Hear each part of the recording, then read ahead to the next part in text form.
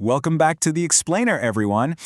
Since you follow this space so closely, I know you've already got a great handle on the macro concepts, but today, we're grabbing a magnifying glass. We're looking at a source text that is, remarkably brief. We're going to deconstruct a single four-word phrase that literally governs trillions of dollars in daily global movement. It's a total masterclass in how much weight just a few specific words can carry. And my goal today is to unpack that weight for you conceptually. So let's put this familiar terminology right under the microscope. Okay, let's dive right into this. Our entire source material today is exactly 4 words: Forex Market Trends Analysis. Now, at first glance, I know, this sounds like that classic, intimidating financial jargon that's basically designed to keep everyday folks out of the conversation. It sounds heavy, right? Kind of like a locked door. But as focused learners, we don't just back away from dense language, we dismantle it. We're going to take this exact phrase and peel it back layer by layer, word by word, until that complexity just entirely vanishes. So we've got to ask the immediate question. What does this actually mean?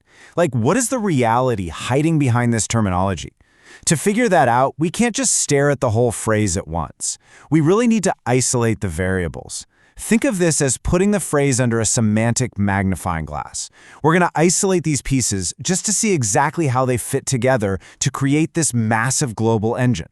Let's start with the very first piece of the puzzle. Section 1. Unpacking the Forex concept. The foundational concept. So our first word is Forex. It sounds super technical, sure, but it's really just a portmanteau, a linguistic mashup of 2 incredibly common words, foreign and exchange. Once you strip away that intimidating aura, it purely describes the foundational, timeless concept of exchanging one item for another across international borders. It's literally just the concept of trade boiled down to its most basic, literal meaning. You have something foreign, and an exchange takes place. Simple as that. But what does that exchange actually imply? Well, by its very nature, Forex implies a direct relationship and, crucially, a comparison.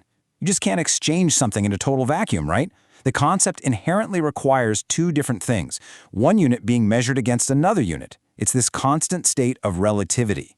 The value of the first thing only really exists in how it compares to the second thing. And that comparative relationship, that is the absolute bedrock of the entire phrase we're analyzing today.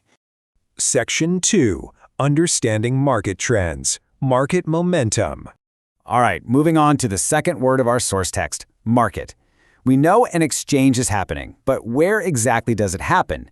The market is the specific arena, the environment, or you could say the ecosystem, where all this continuous activity lives. And hey, it's not necessarily a physical building with yelling traders anymore. It's the conceptual space that houses all those relative comparisons and exchanges we literally just talked about. It's basically the container for all the action. Now, what's really interesting about this slide is the introduction of time and movement, and that comes through the word trends. You see, a market isn't just a static painting hanging on a wall. It's a living, breathing entity. A trend represents the general direction in which those exchanges within the market are developing or changing over a period of time. So if the market is the arena, the trend is the heartbeat. It's telling us that the relationship between those exchanging items is constantly shifting. Let's see how this really builds our understanding of movement. The word trends inherently carries this sense of duality. You can't have a direction without a counter direction, right? We're looking at the contrast between upward momentum and downward momentum. Because this entire system is based on comparing one thing to another, if one side of the exchange gains upward momentum, while the other side naturally experiences downward momentum. It's like this continuous, dynamic tug of war playing out right inside the market arena. Section 3. The goal of analysis. Making sense of it all. And that brings us to the final word, analysis. This is exactly where the human element enters our phrase. We've got the exchange, we've got the arena, and we've got the directional momentum. Analysis is the deliberate, detailed examination of all those moving elements and their underlying structure. It's the active attempt to look at those upward and downward momentums inside the market of those foreign exchanges and actually try to make sense of the whole picture. It's the pursuit of clarity right in the middle of all that motion. And this brilliantly illustrates how these 4 words create a perfect, logical sequence of action. It's really a 3-step narrative. Step 1, you look at the Forex, that fundamental exchange and comparison. Step 2, you identify the trend, the momentum and the direction happening within that market arena. Step 3, you analyze the movement. You study the structure of those shifts to understand the why and the how. When you lay it out like this, you can clearly see how the entire four-word source phrase synthesizes into an incredibly clean, methodical process. So, the crucial point is this. We are right back to our original source text, Forex Market Trends Analysis. But look at it now. It's no longer this intimidating block of financial jargon. We've totally unlocked it. It's really simply the act of examining how the comparative value of different international items moves up or down within their trading environment over time.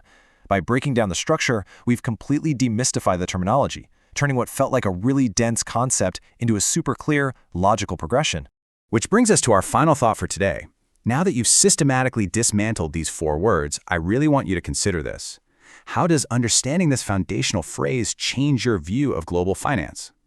When you realize that the most complex economic systems on Earth are really just layers of this simple, continuous process of comparing, moving, and examining, the whole world seems just a little bit more accessible, doesn't it? Keep that analytical lens sharp, everybody, and I look forward to decoding our